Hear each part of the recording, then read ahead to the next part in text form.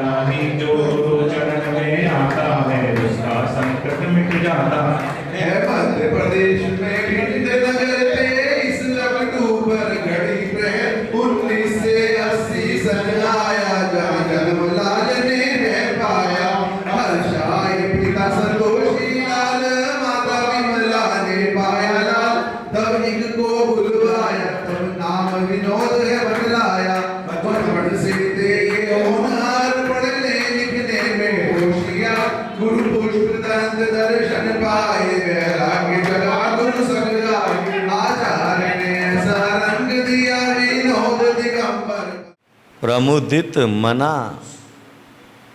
कैसे जाना? प्रसन्न चित्त होकर के। कैसे जाना? प्रसन्न चित्त मतलब ऐसा चेहरा बना करके जाना कि तुम्हारे चेहरे को देख करके बाजू वाला रोने लगे।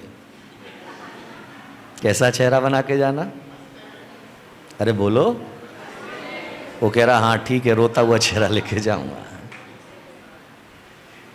याद में रखिएगा, क्योंकि एक प्रभु का दरबार ही एक ऐसा दरबार होता है कि जहां पर रोता हुआ जाने वाला भी मुस्कुराते हुए लौट करके जाता है। इसीलिए भारत वर्ष में जितनी भी जिन प्रतिमाएं हैं वह सारी कैसे हुए हैं? गाल फुलाए हुए। कैसी है? मुस्कुराते हुए। तो इसीलिए उनके पास आने वाला भी कैसा होना चाहिए? यहां बैठने वाला कैसा होना चाहिए? इसीलिए थोड़ा सा चेहरे पर लाओ। संजय भाई थोड़ा सा मुस्कुराओ। यदर्चा भावेन प्रमुदित मना दर दुर इह। तो है मेंढक का जीव जो सेठ की पर्याय में था, महावीर के दर्शन ना कर सका, लेकिन त्रियंच की पर्याय में वह महावीर के दर्शन करने के लिए निकला, लेकिन अहंकार के नीचे वह कुचल करके मारा गया। याद में रखिएगा कि जब भी आदमी कुचला जाता है, इस अहंकार की वजह से ही कुचला जाता है। आदमी के जीवन का आनंद अगर कहीं पर समाप्त होता है तो वह आनंद आदमी के अहंकार के कारण ही समाप्त हुआ करता है। क्योंकि जब आदमी के अंदर अहंकार पैदा होता है, मैं बड़ा हूं, मैं पढ़ा लिखा हूं, मैं जो है श्रीमंत हूं। अरे याद में रखिएगा, वह श्रीमंत बनने के चक्कर में मुस्कुराना भूल जाता है। ज्यादा पढ़े लिखे व्यक्ति खुल करके ताली भी नहीं बजा पाता।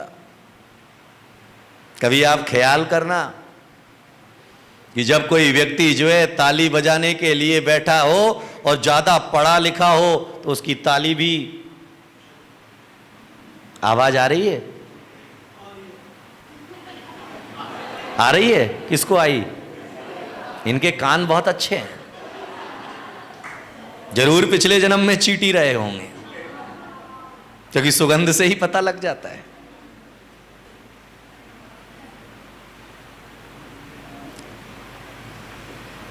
ज्यादा पढ़ा लिखा और ज्यादा श्रीमंत अहंकार के नीचे इतना दबा हुआ होता है कि वह जीवन का आनंद ही नहीं उठा पाता है। और मैं हमेशा एक बात कहता हूं कि जिस व्यक्ति को अपनी हस्ती बरकरार रखना है उसे अपनी मस्ती बरकरार रखना चाहिए। और जिस व्यक्ति की में मस्ती नहीं, उसके जीवन की कोई हस्ती नहीं। जीवन में मस्ती बरकरार रहना चाहिए। महावीर जीवन में मस्त रहे, उन्होंने किसी की कोई परवाह नहीं की, इसीलिए वह सिद्धालय तक पहुंच गए। और अगर काश उन्होंने जगत की परवाह की होती तो शायद सिद्धालय तक नहीं पहुंचते। और आप जो कुछ भी करते हैं बिना परवाह के, हंसना भी हो तो पहले देखते हैं अगर मेरे हंसने से पड़ोसी क्या समझेगा। इसीलिए कहा गया दुनिया का सबसे बड़ा रोग क्या कहेंगे लोग।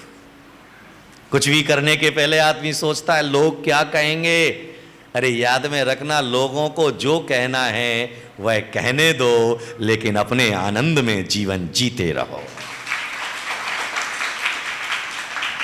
तुम्हारी मुस्कुराहट को अगर किसी ने छीन लिया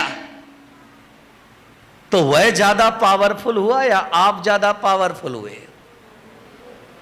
अरे बोलो, कौन पावरफुल हुआ? तुम जो है शांत बैठे थे और सामने वाले ने, व्यक्ति ने आकर के तुम्हारे चेहरे की आकृति बिगाड़ दी, वो ज्यादा पावरफुल हुआ या आप ज्यादा पावरफुल हुए? बोलो। तो याद में रखिएगा, पावरफुल किसे होना चाहिए, हमें या उसे? याद में रखिएगा कि महावीर वही थे, उनसे बड़ा सुपर पावर कोई नहीं था। उसी की वजह है कि गाय और शेर एक घाट पर पानी पिया करते थे। सांप और नेवला एक घाट पर एक जगह बैठ करके धर्म ध्यान करते थे, क्योंकि उनके प्रभाव के आगे उनका स्वभाव नहीं चला। वह क्रोध लेकर के आए भी, लेकिन महावीर के चरणों में आते ही क्षमा को धारण करके जीवन का विज्ञान समझ गए। तो हम किसके अनुयायी हैं? हाँ? तो फिर सामने वाला तुमसे कुछ कहता है तो तुम क्रोधित क्यों उठते हो? तुम्हारे अंदर की क्षमा कहां चली जाती है? तुम्हारे चेहरे की प्रसन्नता कहां चली जाती है? याद में रखिएगा कि क्या बोलते हैं उसको, वो बजाते हैं तबला। क्या बजाते हैं? आप अपने सर पे भी हाथ घुमा के देखना, आपका सर भी एकदम। तबले को जब बजाना होता है तो उसकी रस्सियां कस ली जाती हैं, लेकिन जब संगीत की संध्या खत्म हो जाती है तो उसकी रस्सियों को दोबारा ढीला छोड़ दिया जाता है। आचार्य कहते हैं जब जरूरत है दुनिया के सामने तो अपनी रस्सियां कस लो, लेकिन देव शास्त्र गुरु के सामने आओ तो उसे ढीला करके आओ। नहीं तो गई भैंस, पानी में नहीं जाएगी तो क्या यहां पे आएगी? भैंस को तो पानी में, वो कहला जाना ही है। अकल बड़ी या भैंस? तो कह रहा भैंस बड़ी है। भैंस को दूध निकालने के लिए भी, अरे बोलो, अकल चाहिए। और अकल में, नकल में भी अकल चाहिए, नहीं तो शकल बिगड़ने में देर नहीं लगेगी। नकल में भी अकल चाहिए, नहीं तो शकल बिगड़ने में देर नहीं लगेगी। बेटा अच्छे से बैठो। इसीलिए अगर कोई व्यक्ति तुम्हारे चेहरे की मुस्कुराहट ना छीन पाए, ऐसा हमारा जीवन का व्यवहार होना चाहिए। कोई व्यक्ति तुम्हारे जीवन की प्रसन्नता ना छीन पाए, समझ लेना कि जिस दिन तुम्हारे अंदर ये गुण आ गया, समझ लेना तुम सच्चे भगवान महावीर के भक्त बन गए हो। क्योंकि बाहर का वातावरण आपके ऊपर कोई प्रभाव नहीं छोड़ रहा है। और जहां बाहर का वातावरण तुम्हारे ऊपर प्रभाव छोड़ रहा है, तो कितनी भी पूजाएं कर लो, कितना ही अभिषेक कर लो, कितनी ही मालाएं फेर लो, कितने भी साधुओं के चेला बन जाओ, कोई फर्क पड़ने वाला नहीं है। इसीलिए कहा गया यदर्चा भावेन प्रमुदित मना। भगवान के चरणों में जा रहे हैं तो प्रसन्न चित्त होकर के, गुरु के चरणों में जा रहे हैं तो आनंदित होकर के, क्योंकि जब आनंदित होकर के जाओगे तो आनंद का रसपान करके आओगे। और दबाव में जाओगे तो दब के ही मर जाओगे। इसीलिए भगवान के चरणों में दबाव में नहीं, मन के प्रभाव के साथ आइए। क्योंकि दुनिया का दबाव तुम्हें हंसने नहीं देगा, परिवार का दबाव तुम्हें मुस्कुराने नहीं देगा, संसार का दबाव तुम्हें अपने आनंद को नहीं जीने देगा। लेकिन जो अपनी मस्ती में मस्त है, उसके आनंद को कोई छीन भी नहीं पाएगा। इसीलिए परिस्थितियां कैसी भी हों, मनस्थिति नहीं बदलना चाहिए। परिस्थितियों का प्रभाव जब मनस्थिति पर पड़ता है तो याद में रखना कि परिस्थितियां और विकराल रूप ले लेती हैं। और जब मनस्थिति हमारी सही होती है तो परिस्थितियां कैसी भी रहें, हम महान बन जाया करते हैं। पार्श्वनाथ के सामने परिस्थितियां क्या थी? बोलो, विकराल थी। कमट उनके ऊपर पत्थर बरसा रहा था, कमट उनके ऊपर रब अग्नि बरसा रहा था।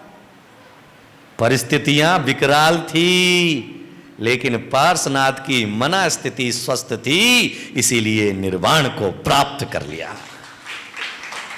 और वह कमट के जीव को भी जो है उनके चरणों में नतमस्तक होना पड़ा। कमट के जीव को भी उनके चरणों में झुकना पड़ा। अरे कितना भी बड़ा आतताई हो, लेकिन जो क्षमा और दया से भरा हुआ है उसके सामने झुकना ही पड़ेगा। इसके अलावा उसके पास में कोई मार्ग नहीं। यदर्चा भावेन, कैसे जाना? अभी तो आवाज ही नहीं निकल रही। कैसे जाना? कैसे? प्रवचन में बैठना तो कैसे? हंसते हुए। अभी कैसे बैठे हो? सौरभ भाई ने बिठा दिया मेरे को आके। बाकी दिन तो जो है संडे को अभिषेक करके अभी तक घर पहुंच जाते थे। मम्मी के हाथ से जो है गरम गरम। जय हो।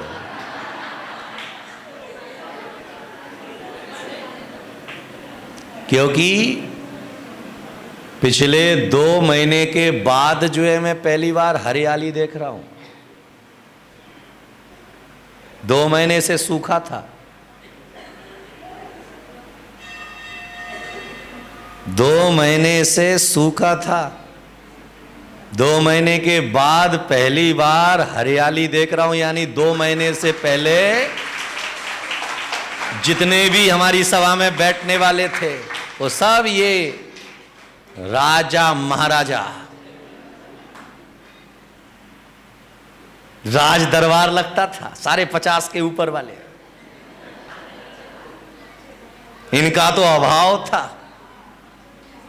ये तो जो है सौरभ की मेहनत का प्रभाव है कि आज इतने बच्चे यहां पर आकर के बैठे। और याद में रखना, इन्हें शांति से बिठाना यानी चमत्कार से कम नहीं है, क्योंकि इन्हें शांति से बिठाना यानी तराजू में मेंढक को तौलना। क्योंकि एक को तौलने के लिए जाओ, दूसरा जब तक उचक के बाहर।